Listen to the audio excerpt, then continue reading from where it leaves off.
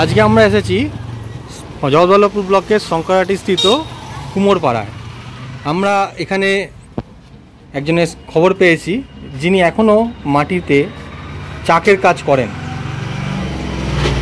দেখুন, চাকে মাটি বসানো হচ্ছে।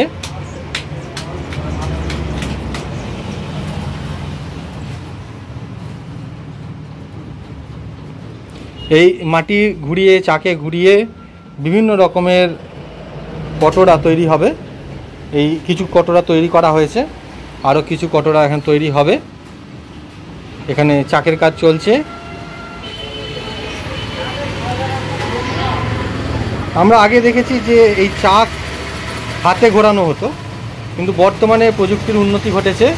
এই চাকটি আমরা দেখতে পাচ্ছি যে মোটরে ঘোরানো হচ্ছে এবং মোটরে ঘুরিয়ে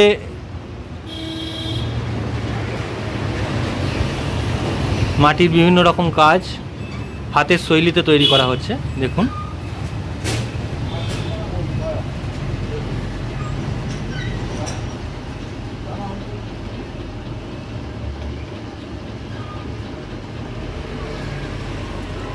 এটি দইয়ের ভাঁড় তৈরি হচ্ছে।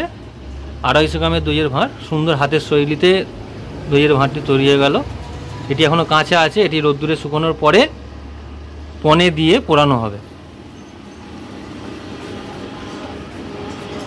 কাকু, আপনার নামটা একটু বলবেন?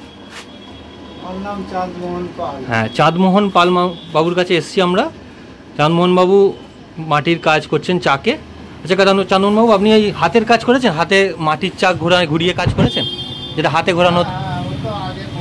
আগে করেছেন। আর এখন এই মোটরের কাজ কবে থেকে হচ্ছে? বছর 10 হলো মোটরে চলে এসেছে কাজ। এদের তাড়াতাড়ি উৎপাদনটা বেশি তাড়াতাড়ি হয়, তাই তো?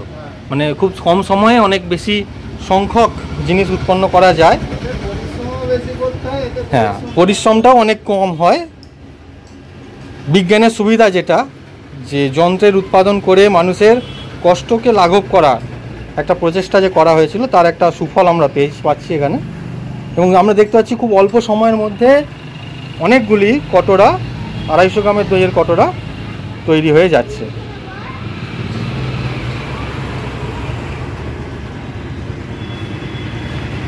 দেখুন, বর্তমানে যে আমরা এখন একটা বিশ্বব্যাপী কথা শোনা যাচ্ছে যে প্লাস্টিকের জিনিস পরিহার করতে হবে। আর এই প্লাস্টিকের কাপ, চায়ের কাপ ইত্যাদিগুলো বন্ধ হয়ে এখন কি মাটির অর্ডার বেশি আসছে? মাটির অর্ডার আসছে তো প্রচুর, কিন্তু প্রোডাকশন আমি অত করতে পারছেন না, তাই তো?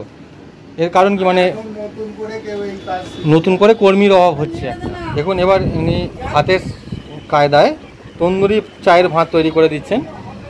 দেখুন, আমরা এতক্ষণ দইয়ের ভাঁড় করা দেখছিলাম, এবার আমরা তন্দুরি চায়ের ভাঁড় তৈরি দেখছি।